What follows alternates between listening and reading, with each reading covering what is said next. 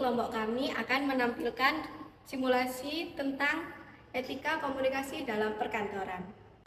Etika komunikasi penting untuk menjaga suasana kerja yang profesional, ramah, dan produktif. Mari kita saksikan video berikut ini.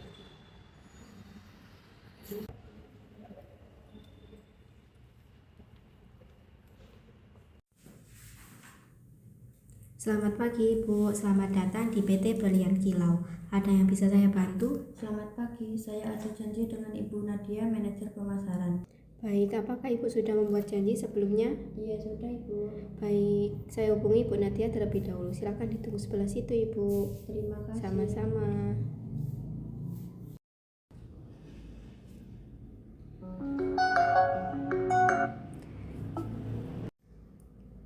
Halo, selamat siang. Dengan Intan di bagian resepsionis. Ada yang bisa saya bantu? Saya dari PT Makmur Abadi ingin menanyakan status pengiriman barang. Baik Ibu, mohon tunggu sebentar. Saya cek datanya terlebih dahulu.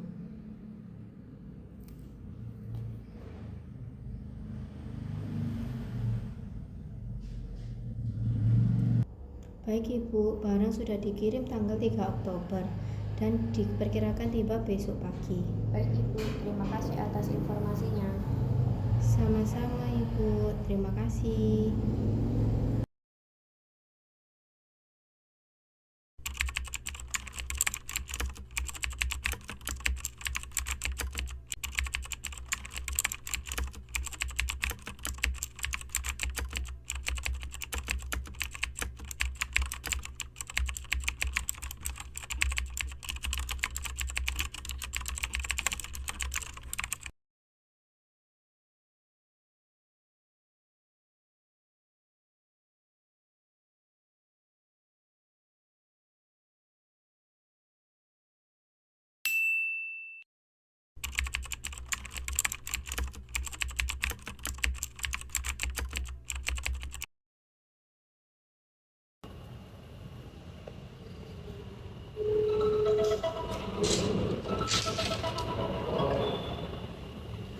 Halo, selamat siang.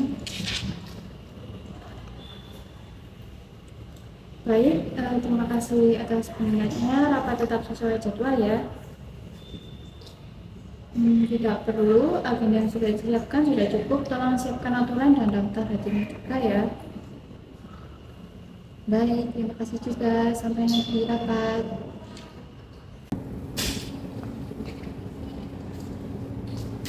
Selamat siang semuanya. Terima kasih sudah diberikan waktu. Saya akan sesi diskusi kalian seperti yang sudah kita bahas minggu lalu. Hari ini kita membicarakan strategi promosi bulan depan. Saya harap kita bisa menemukan ide yang efisien dan efektif untuk memberikan lebih banyak pelanggan. Selanjutnya, siapa yang mulai dengan? Mohon izin Ibu Nadia, berdasarkan hasil monitoring minggu lalu, engagement di akun media sosial kita, terutama di Instagram dan TikTok, meningkat cukup signifikan. Namun, menurut saya, kita perlu lebih aktif lagi dalam membuat konten yang interaktif, misalnya konten video singkat tentang proses pembuatan produk, atau sesi tanya jawab dengan pelanggan. Baik, itu ide yang bagus, Intan. Saya setuju bahwa konten interaktif bisa membuat merasa lebih dekat dengan diri kita. Tapi apakah di media sosial kita siap juga berbagai konten digunakan? Siap Ibu, kami sudah menyiapkan jadwal lembaran mingguan, dan kalau disetujui, kami bisa menambah 2 posting tambahan setiap minggu. Kami juga sudah menyiapkan beberapa konten terbaru. Terus sekali, saya senang mendengarnya. Oke, kita sudah gunakan untuk meningkatkan intensitas promosi di media sosial. Silakan, siapa yang ingin menambahkan? Mohon izin Bu Nadia, saya sependapat dengan Intan. Tapi saya rasa promosi tidak hanya perlu menjangkau pelanggan baru. Kita juga harus memperhatikan pelanggan lama yang sudah setia. Mungkin kita bisa membuat program loyalitas seperti pemberian poin untuk setiap pembelian atau diskon khusus bagi pelanggan yang sudah sering membeli. Itu tidak menarik sih ya. Memang mempertahankan lama-lama itu hubungan sama dengan cari pelanggan baru. Program loyalitas bisa membuat merasa mereka itu tidak kenal. Mohon izin Ibu Nadia, saya ingin menambahkan sedikit. Selain beberapa promosi dan program loyalitas, kita juga bisa bekerja sama dengan influencer lokal, membantu mereka bisa mengenalkan produk kita ke komunitas mereka. Tapi kita harus memilih influencer yang sesuai dengan target pasar kita agar hasilnya maksimal. Setuju sekali. Dan kolaborasi dan influencer memang bisa mendapat sebuah informasi. Tapi bagaimana menurut kalian kalau kita komunikasikan dengan kegiatan giveaway Instagram untuk menarik perhatian oleh banyak orang? Itu ide yang bagus sekali sih Bu. Gue biasanya sangat efektif meningkatkan interaksi. Kita bisa meminta peserta untuk membagikan postingan kita atau menandai teman mereka. Dengan begitu, jangkauan konten kita akan semakin luas. Saya juga begitu Bu. Dan mungkin supaya terlihat lebih profesional, kita bisa meminta tim desain untuk membuat banner visual yang seragam untuk semua promosi. Jadi tampilan promosi kita itu konsisten dan mudah dikenali. Kalau boleh menambahkan lagi, bagaimana kalau kita juga memanfaatkan momen tertentu seperti hari belanja online nasional atau event akhir tahun. Biasanya di rumah seperti itu pelanggan lebih tertarik untuk berbelanja karena banyak promo menarik. Ide yang menarik, kita bisa menyesuaikan waktu promosi agar benar-benar tepat. Terima kasih semua atas ide-idenya. Saya sangat menghargai antusiasme. Baik, untuk melakukan hasil rapat hari ini ada 3 strategi yang kita jalankan. Yang pertama yaitu meningkatkan promosi media sosial dengan konten yang kegiatan giveaway. Yang kedua, menerapkan program loyalitas untuk pelanggan lama. Yang ketiga, menjalani kerjasama dengan influencer lokal yang sesuai dengan target pasar.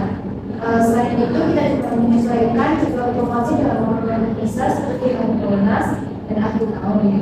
Saya akan memberi tips kecil pelaksanaan rencana ini, yaitu Intan mengikuti media sosial dan Sylvia menangani program loyalitas, dan terakhir yaitu Sylvia mengatur kerjasama dengan influencer.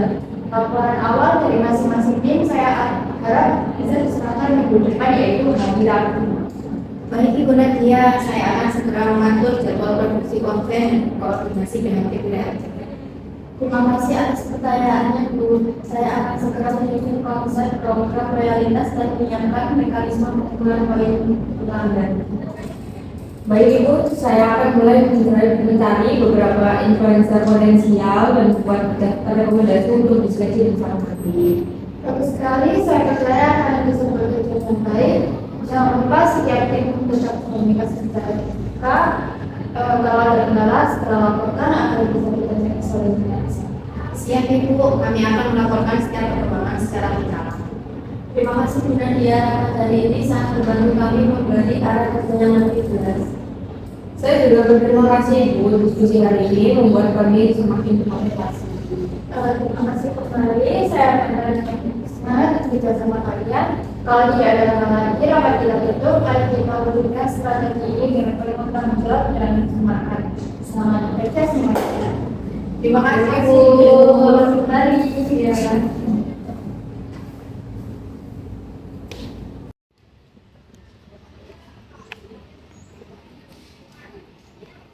Nah, dari simulasi video tadi, kita belajar bahwa etika komunikasi sangat penting dalam lingkungan perkantoran.